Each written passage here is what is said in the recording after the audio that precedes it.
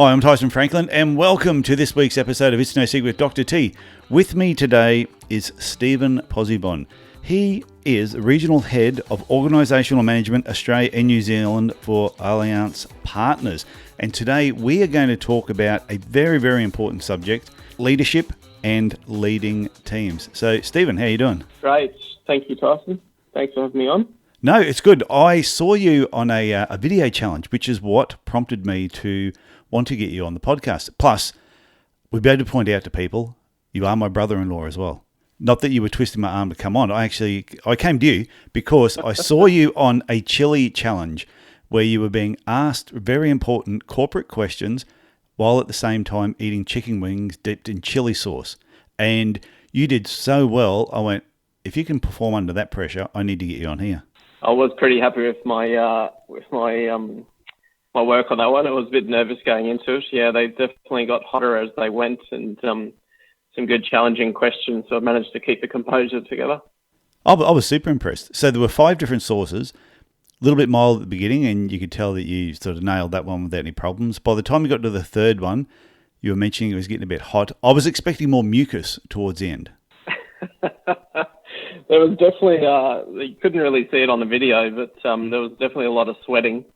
And they did some good editing. I did have to pause a few times to catch my breath as we got on to wing 4 and 5. But I think I'll put it to some good editing as well. They made me look better. Yeah, well, they made you look like a champion. So, okay, that's interesting. I thought they would have not edited it just so they could see both of you gasping for air at certain times. That would have actually made the video more authentic, I reckon.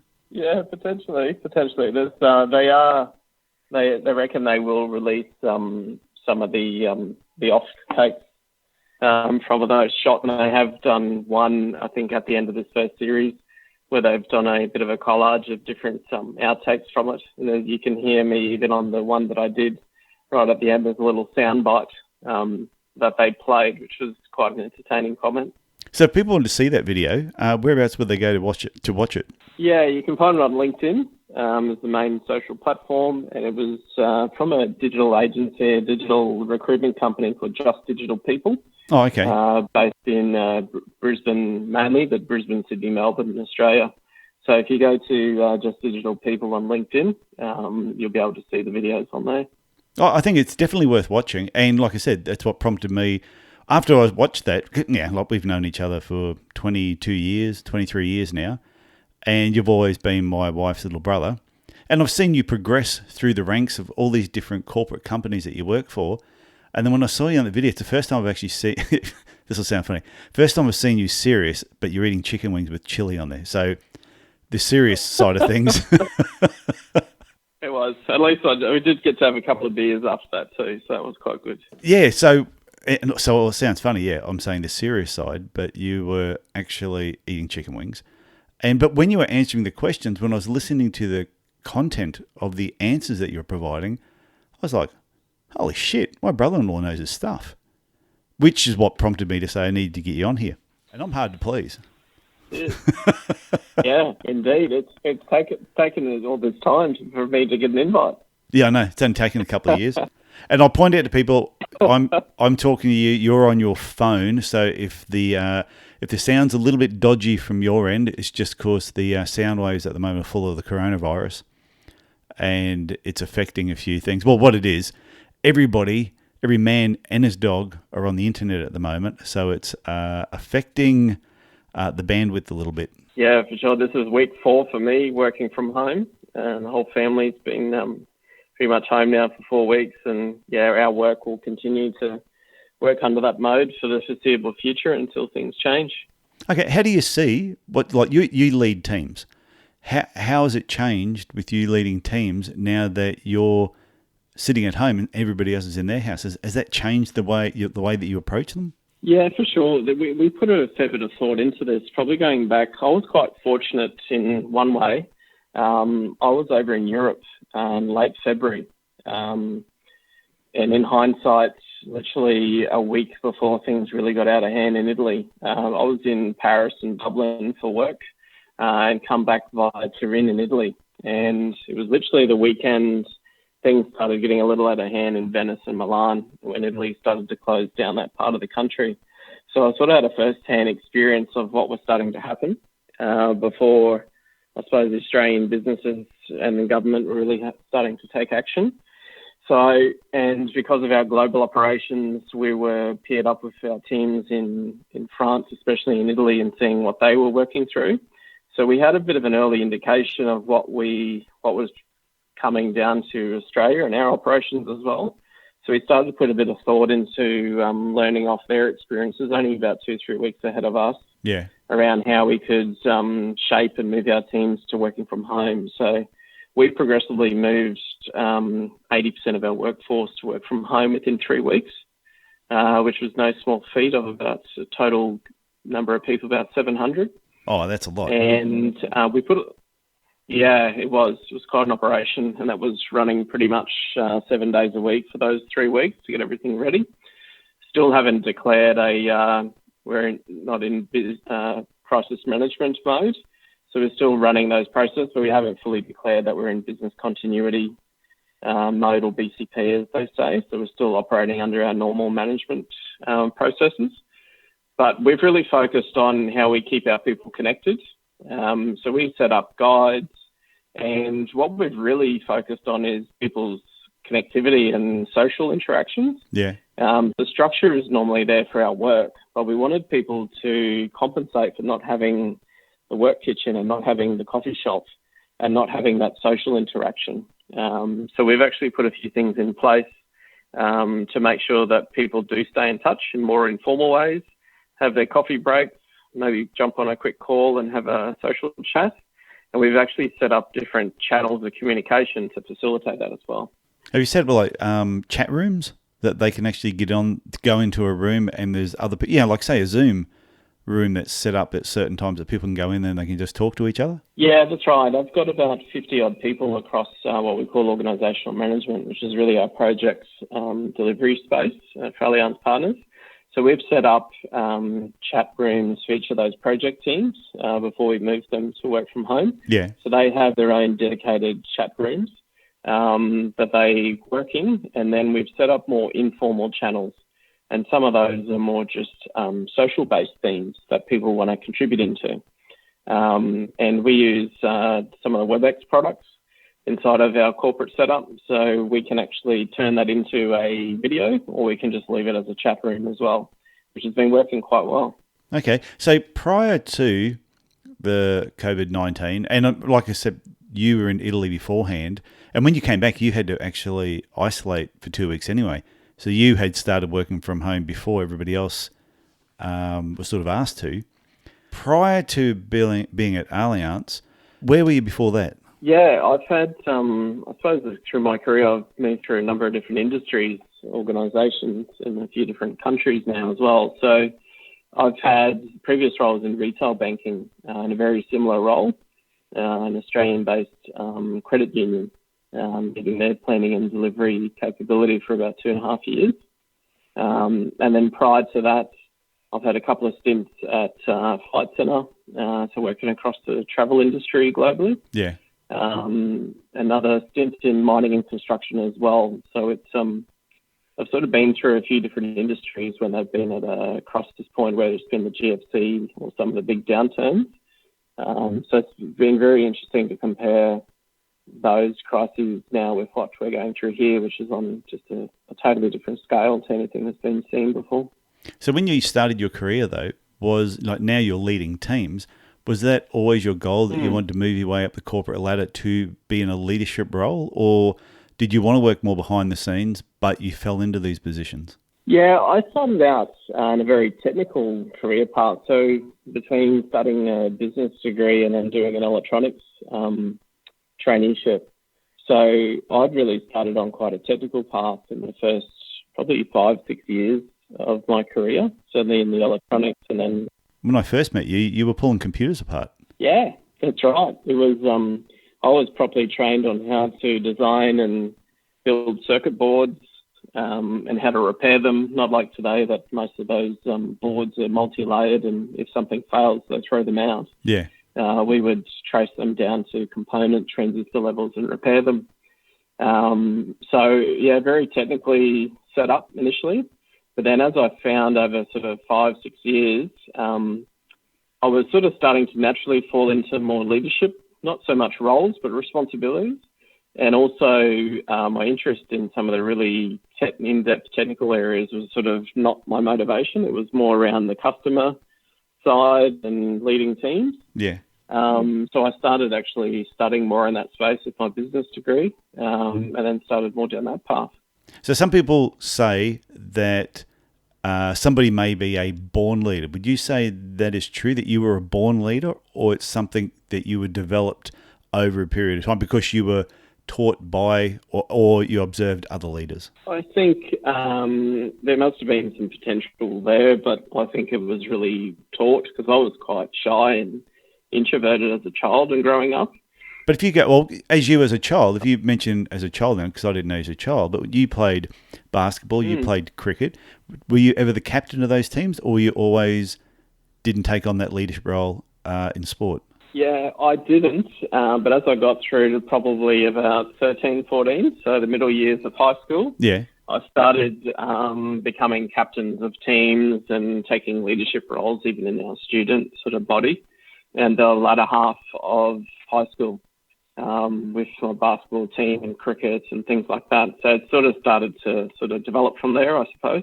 Yeah, so basically the leadership, even without thinking about it, you slowly started taking that on and taking on more responsibility anyway. So that is what translated through your career as well. Yeah, I think so when I look back. And it's quite fun, even with my group of good friends. I'm generally one of if we say we're going to do something, it usually falls to me to take the lead position and get it organised. Oh, no, I think it's great. So you, like I mentioned before, you started more of a technical side of things. Then and that was up here in Cairns, and then you moved away from Cairns. And did you go to Sydney first? No, I went straight over to London in the UK. Oh, that's right. Jeez, I totally forgot about London. Yeah. That's right. You were there for a couple of years. 2001 it was. Was that long ago? Yeah, it is. Yes. It's like it was yesterday, but then when I think back how many years ago it was, I was there 2001 to 2004. Okay, so what role were you doing over there? Yeah, various roles. I worked mainly in the investment banking industry in a lot of IT and project management roles. So again, I sort of propelled into what was largely a lot of contracting-based leadership roles. Either going in, fixing up problems, and helping, I suppose, either operational teams in IT or projects that needed extra support to get them done. Okay, so was that always a goal that you wanted to do, or was it just an opportunity that sort of landed in your lap and you went, okay, I'm going to take this, or was going overseas and working always on the cards? I think it was probably more on the cards. As my aspirations were just learning more and getting exposure to bigger, more complex companies, organisations, and the types of then businesses and projects and challenges. That was what really interested me. I sort of got to a point pretty quickly working in Cairns and the industry up there that I wanted to test myself. And then also travelling overseas was a big motivation, so they worked well together. Well, I do recall you saying once, I think when you were first talking about leaving Cairns, and I think your mum may have been commenting, and you just said, I cannot achieve what it is that I want to achieve by staying in Cairns and working where I'm working now. I have to leave and work for bigger companies, and that's where the opportunities are going to come. Yeah. So you've gone through this corporate ladder from going overseas, coming back to Australia. Did you ever consider working for yourself, or do you like that corporate structure and working with large numbers of people? Yeah, I did consulting, but through sort of more as a subcontractor for about 12 months in between two bigger corporate roles, and I quite enjoyed it. But what I really found is that I wasn't leading a group of people, a team, and that's the biggest thing I missed. I actually missed the people leadership. So I think that set me on a path, and that's probably about almost 10 years ago now. I think finally I really realised that was what I enjoyed the most. And I enter into organisations that have a few problems they need to solve. lot of people give it the terminology of transformation these days. But, a number of problems they need to solve, whether it's growth, whether it's a turnaround, or remediation type issues that organisations are facing, and also the cultural changes and building that capability, certainly in the technology and delivery space, to help propel those businesses forward. So, the only reason I asked you about that, because I know I see a lot of people that are in the corporate world who do very well and are working with these big companies and they're on good income, and you sort of wonder, why did they stay there and not actually work for themselves? But that actually makes sense. So it's what you enjoy doing, working with large teams. You're not necessarily going to get that when you're kicking off your own business from scratch. It'll be you and probably the dog. Yeah, that's right. And I have thought about it a few times, but maybe it'll come in the next 5 years or so. I've probably always viewed it as a point of, if I'm going to step off and set something up for myself, it might be with a small group of us. It'll be in similar type of work, but in consulting, and probably filling the gap where you've got these really big consultancies on horrendous day rates that are usually well connected with the board. And no offense, but very good at doing very expensive PowerPoints, but lack delivery execution now. The board loves it. They get a very glossy PowerPoint, but the management team and the people in sort of my areas that then have to execute these strategies are looking at this, usually going, "Oh, this doesn't make sense. I'm not sure how we put this into practice." Yeah. So I think there's a really big market in that gap around taking strategy into proper execution, which is where so many organisations I see fail. Well, I remember talking to our lawyer, Ranjit, and when I was selling my podiatry business, and he said, one of the big differences between a small business that you own and run yourself and a big company that may be on the stock market, when you want to make a decision, you want to do something, it's very quick and easy just to go bang and do it. You have an idea, we like that, you talk to your small team, everyone's on board, and you go and do it. Whereas big companies, sometimes it's this long, drawn-out process and committees that need to get together and talk about it. So they don't tend to move as fast and take action as quick as what they should. And like you said, but they'll pay a company a lot of money to come and do some fancy PowerPoints, and then that makes everyone warm and fuzzy. Yeah, for sure. It's something that I've certainly in the last number of years in my role, we're being very focused on, is filling that gap for organisations, and also showing them how, instead of these lofty PowerPoint-based strategies, if you take much more of a human-centered design approach and deploy agile mindset and principles to solving these problems, strategy becomes far more iterative, and you can incrementally go after those bets you want to take in your business, and move a lot quicker to market, even if you are a bigger corporate structure. I think too many organisations use that as an excuse and are caught up really in their own processes and theatre that they think is governance and good decision making a lot of the time. But that would also translate to small businesses too, where they've always done things a certain way. And say that there could be a small business that has 20 to 50 people there or less, and every decision must be run past the boss before anything is ticked off.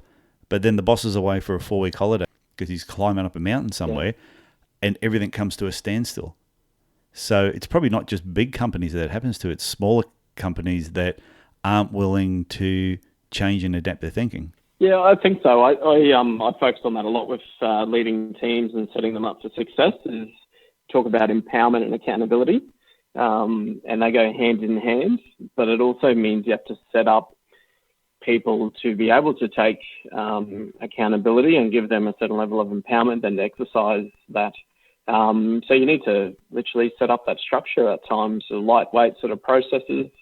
And I talk about not so much the rules, but the guardrails. Like you're driving on a road, if you go too far to one side, that guardrail will push you back down the path and continue on your journey. Hopefully you don't flip over it. But similar in business and empowering people and teams, whether you're a 20-person operation or a 2,000-person operation, I think that is the that's the Achilles heel of so many organisations, that they're not empowering still their good people. You employ really smart people for a reason, and then you generally bog them down, certainly in big businesses, you see it in small businesses as well, that maybe the founder, the owner still has that total control, and hasn't put some of those processes in place to allow these really smart people that they've hired to actually see what they can do within the boundaries. So it's like that sort of where people want to feel a certain amount of significance in the role that they're playing within an organisation, whether it's smaller or larger. And and what you're saying, some of these bigger corporations are not prepared to actually let somebody make some decisions and fall on their own sword. If they make a mistake, they make a mistake, and they're accountable for it. But at least if it works, they're feeling a bit more significant with the work that they're doing. Yeah, that's right. You hear organisations talk about culture and engagement, and I think this goes to the heart of it a lot of the times when organisations are struggling and they do these, I think, the horrible annual surveys. I just don't think for humans, we just don't work that way. A snapshot, a survey once a year isn't, to me, a good measure of culture and engagement in the organisation. It's more of a pulse that you should be doing on a more like a fortnightly basis and making it really short, sharp, quick pulse checks that you have on your people in your organisation, because things change. So that snapshot you took 6 months ago is probably not relevant today. So organisations should be looking at how they do it. Oh, no, but when big companies sometimes put out these surveys, sometimes I'll ask their clients, how are we handling this, and this? And you can say you're handling it like shit. And then you never hear anything back from them. Like, you asked me my opinion, I told you, and I got nothing back. Does that happen within the organisation as well? It does. And we, again, we've focused a lot in that area as well, alongside the empowerment and accountability with commitment and feedback loops. So certainly borrowing more from the agile mindset, you need to test and learn and build these items. And it's not about failing. It should be about learning and doing that in a transparent and safe way, and taking feedback on board, whether it's from your colleagues, from your partners, from your customers. Because at the end of the day, I think you're in business not so much to line your pockets. It's actually about to create a customer and keep creating customers and continue to build out that experience and that service. And if you do that well, no matter your size and scale, then the profits generally will look after themselves. So could a big problem be with some organisations, big and small, instead of doing things to try and succeed, they're actually doing things to just try not to fail? And that is a completely different mindset. It's like trying to play safe instead of taking a few risks. Yeah, I think so. And then what happens is, what I've seen and experienced is, they're so set in their ways of this product or this service, and they're probably only watching their closest competitor, but they're not listening to their customers, and they're not listening to the different customer segments. So before you know it, things are starting to change, and they'll change even quicker now. It's obviously what we're going through with COVID, but certainly social media platforms and how connected we are globally. Yeah. Could you imagine this COVID situation happening 10 years ago without social media and without all these digital collaboration tools that we have now? It would be such a different experience for everybody. You're a crazy man, Stephen Pozzebon. Why are you even bringing that up? That's a terrible thought. That is a terrible thought. Yeah. Could you imagine that 10, 15, 20 years ago? Yeah. And we're reading about it in the newspaper to find out what's happening. Yeah, that's right. And you know how slow that takes to transfer those messages around. So, and that's what I think a lot of organisations still haven't come to grips with, that they should be the feedback loops. I talked about it in the Hot Wings Challenge that, we're starting to run teams around the clock. And when we do hackathons and try to solve problems in a 24-hour window or come up with new opportunities, just because the team might be asleep in Australia, well, if they've done their work and they've put those ideas out on the social platforms, that feedback loop is coming through every minute they're asleep, and they can act on that as soon as they engage again with their audience that they've gone out and tested some, concepts with. And just organisations, I don't think big and small are doing that enough, because some of your best ideas probably are going to come from your customer base. They don't need to come from inside your organisation. Yeah, I was talking to someone recently, and they were talking about trying to find the direction that you should be taking your business. And they said too often whether it's board of directors or business owners, and they get together their team and they ask them, where should we be taking the business? Instead of actually asking the customer, where do you want us to take the business? What would you like from us? And then can they actually provide that? Yeah, I had a great example.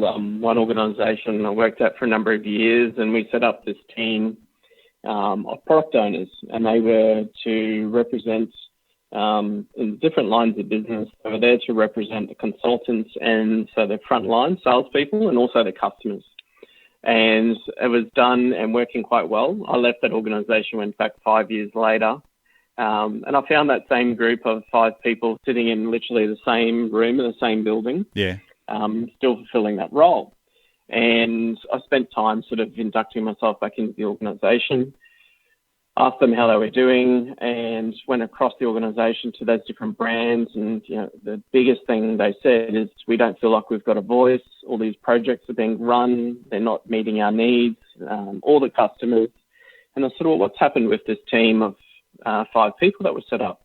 Oh, we hardly ever see them, and they don't listen to us. So then I go and sit with this team of 5 people and said, right, so when was the last time you guys spent a day, a week, a month back in the retail front end of this business and spoke to customers?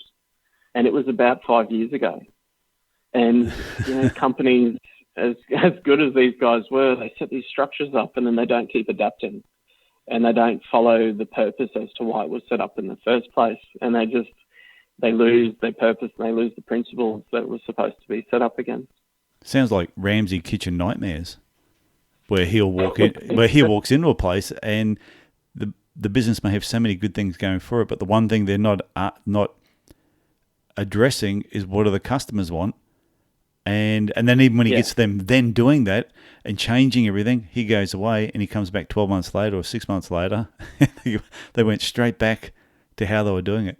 Do you find big and small companies, even when they see a change is beneficial, because it's different and they haven't created a habit of doing it, it's very easy to just fall back into, this is the way we've always done it? Yeah, I think so. And especially when times are good and the profits are good and cash flow is good, you're even less inclined to take that little bet. And I think that's exactly, in all the experiences I've had in medium to large global companies, that's exactly the time when you should be taking those bets. When you do have the cash available, that's when you should be investing for the next thing that's coming your way, whether it's headwinds, whether it's an opportunity. So you're building that muscle and you're testing out the market, listening to your customers, and you're building that engagement.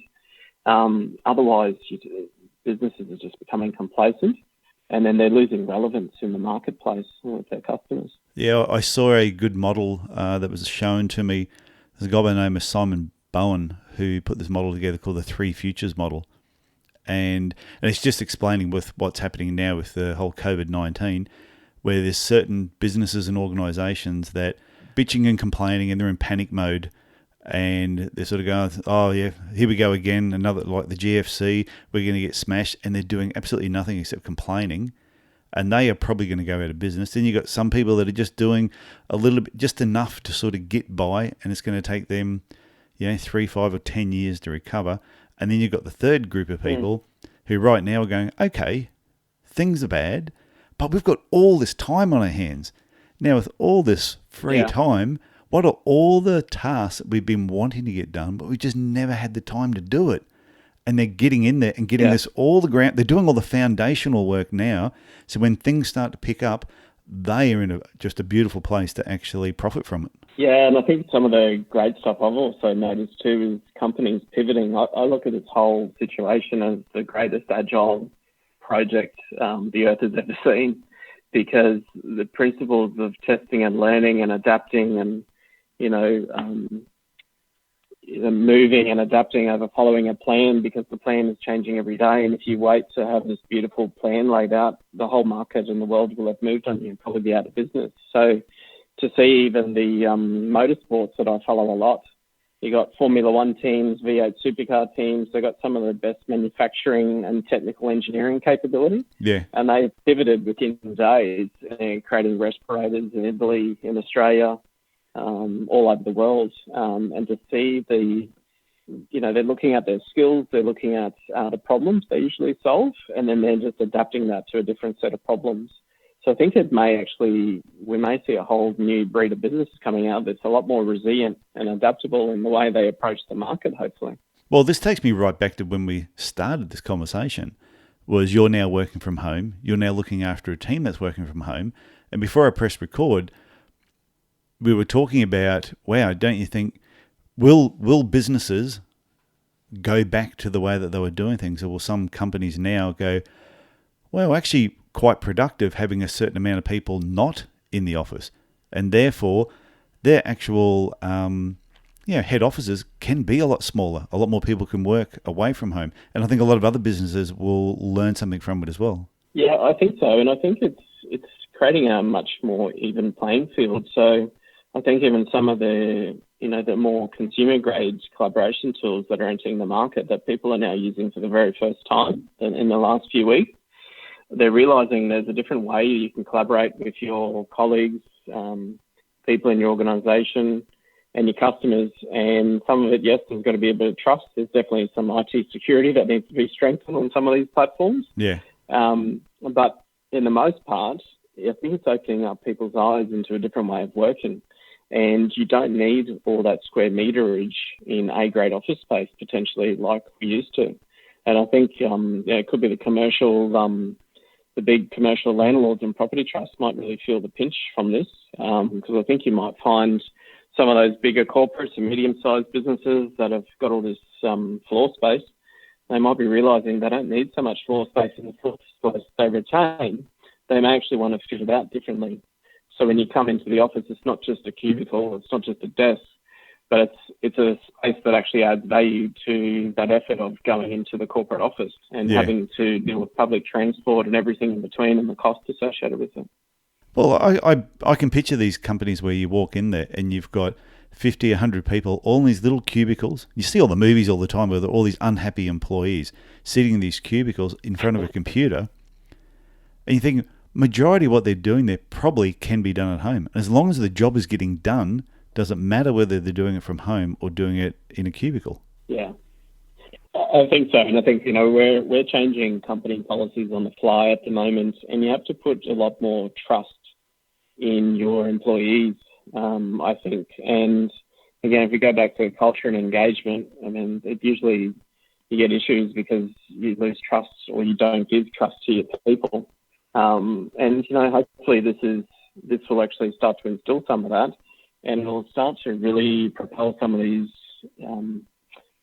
policies and procedures that a lot of organisations have around the way, and that people feel empowered and trusted as well to do the right thing. And that's what we've said to our teams as well. And we've never asked about monitoring people. I always set up it's about outcomes, not being in the office at 8 and leaving at 5. Yeah. Especially when it comes to tech and delivery, it's about what we deliver for our customers and our partners. And we've actually seen the productivity or the velocity in some of our agile squads actually improve the last 2-3 weeks. It's been incredible. It's all they're set up, they're comfortable, and they're actually working really well. Yeah, I even in the health industry though, prior to this, say my background's podiatry, majority of podiatrists would be patient comes in, face-to-face conversation, and you may be doing certain treatment, providing a certain service, and they go again. Now, some podiatry clinics have closed up completely, and they're now moved into like the telehealth sort of arena, where they're trying to do their consultations online. And there's only a certain amount of things that you can do there. But I know a few of them have sat there going, okay, this isn't how we're always going to be doing it. How can I now combine telehealth with the running of my normal clinic? And instead of just charging someone for every visit you see me, you pay X, why not provide, hey, you've got this problem, it's going to cost X amount to fix that problem. And as part of that is some face-to-face, some telehealth. And I just think it's brilliant the way that everyone's mind is opening up to what's happening. Yeah, I think it's great. If you think about it, I think it'd be, especially for allied health, there's so much opportunity there. Because as you say, Tyson, so many times when you're dealing with a patient, do you really need to be sitting in front of them if you don't need to do a physical assessment, or you could do something over high definition video. There's a lot of wearable devices with a lot of great stats that you may actually, I would say, get more out of than actually just looking at someone in front of you for 5 or 10 minutes. It might actually create different channels of patient care and engagement, and actually open up different avenues for people to provide better services as well. Yeah, well, there's been a couple of people I've spoken to recently, and it wasn't just about what's happening now, but the conversation just seems so relevant.